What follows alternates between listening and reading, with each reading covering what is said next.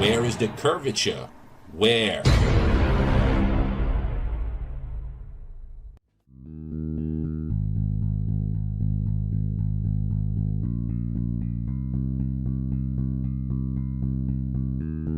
The curvature of the Earth eludes us. Either the Earth is much larger in circumference than we are told, or the curve just doesn't exist. People assume that there is a curve, but it's never really been proven beyond a reasonable doubt. Cameras with fisheye lenses, Hollywood movies, and NASA CGI are the closest we get to seeing curvature. The deception and the lies are just so pervasive, and they're just so deep that I swear it gives me a headache. The surface of water is always level. This is just natural physics. We know this, that water, if unobstructed and uncontained, will flow outwards, finding it the easiest course to maintain its own level, right? So, but the ball earth model claims that the oceans are huge 100-mile walls of curved water curving around the ball. That's ridiculous. They say that gravity makes this possible, but you don't see that. You go to the beach and you see completely flat horizon. You see water just ever so gently coming up on the shore. So there's the pretty blue marble that NASA claims we are living on, with circumference of 24,901 and 3959 radius. So to find the curvature, you take 8 inches times your distance squared. That's 8 inches times your distance squared, and if you don't square the distance, you end up with this, and this is not what NASA has shown us. They have given us a beautiful blue marble that we love. So you get 8 inches for 1 mile, 32 inches in 2 miles, 16.6 feet with 5 miles, so on and so forth. So what I did is I shot this pier, which is in Daytona Beach, Florida, and as you can see, between the water and the walkway of the pier is about 12 to 16 feet based on the height of the people and the railing. So I started at Granada, which is 4.92 miles away, and I shot this, and based on that distance and the formula, there should be 16 feet of curvature, but obviously you can still see the entire gap under the walkway there between that and the water.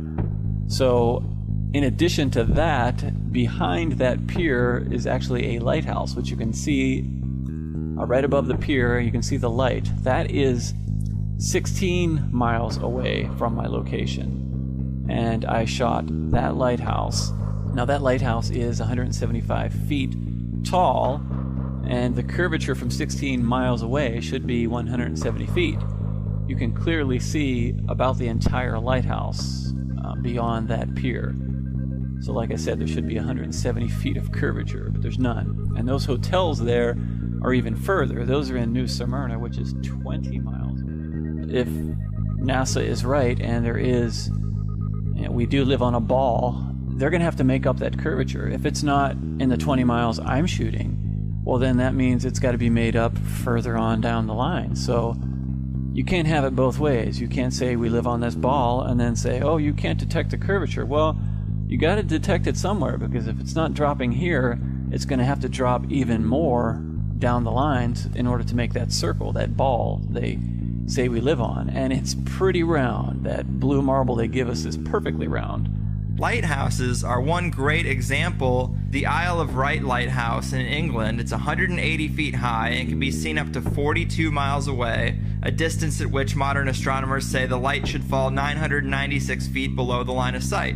Why can you still see it? Another one worth mentioning that people be familiar with is the Statue of Liberty. It stands 326 feet above sea level, and on a clear day can be seen as far as 60 miles away. Now, if the Earth was a globe at the dimensions that they give us, that would put Lady Liberty at an impossible 2,074 feet below the horizon.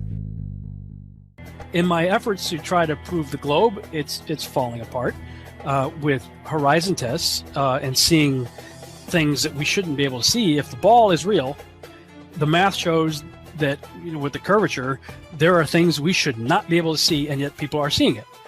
So that has me really questioning the globe, and I don't question the math, because that math came from globalists. It came from people who believe the globe. So it's not math conjured up by flat earthers. On a good day, on a clear day, we could look out and see the Anacapa Arch. Well, the Anacapa Arch is almost 20 miles away, and it's only 40 feet high.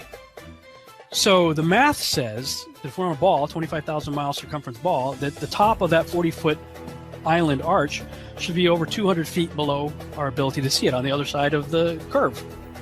There's no evidence for curvature when you use your own senses and your own observations.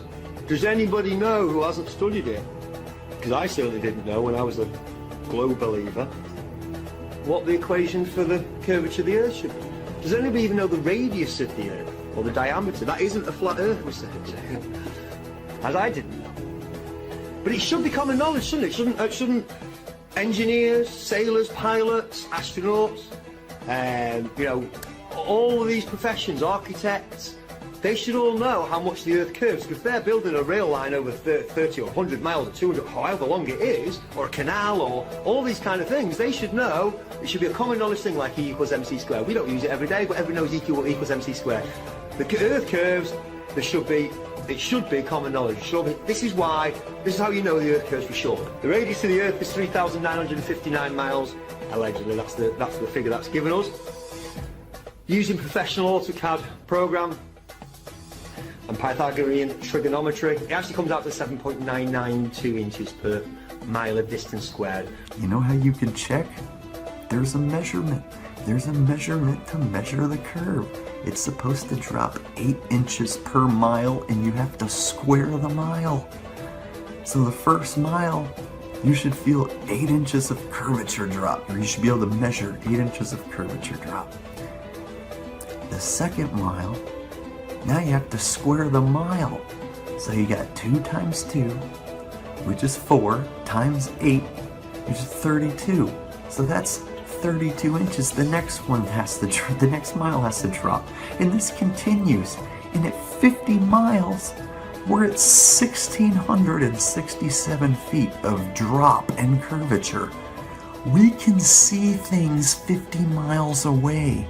37 miles away, so be behind 900 feet of curve. The CN Tower is 1,800 feet tall. You should be able to see only the top half of that and hardly any of the rest of Toronto. Can we see pretty much the whole skyline there? The Statue of Liberty stands 326 feet tall. It can be seen from 60 miles away, but it should be behind 2,000 feet of curve.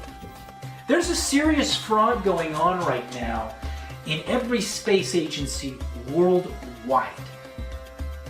And it's time human beings turn off the TV, stop believing CGI, and ask yourself, how come we can't see the Earth in its total global form, as purported allegedly, through scientists, pundits, experts, for centuries, with the camera technology and aerospace technology of today? We cannot have 24-hour surveillance of the weather patterns at a distance forming in the skies of our Earth as a ball. 81 miles away from Genoa, it's the Isle of Gorgona. It's only 70 feet above sea level. I'm not entirely sure how high we are. We should be able to see anyone, or we should be able to see the tip. We can see most of the island. It should be behind 4,300 feet of curve. It should have curved away by now. We can still see it. The natural physics of water is to find and maintain its level. If Earth were a giant sphere tilted, wobbling, and hurtling through infinite space, then truly flat, consistently level surfaces would not exist here. But since Earth is in fact an extended flat plane, this fundamental physical property of fluids finding and remaining level is consistent with experience and common sense.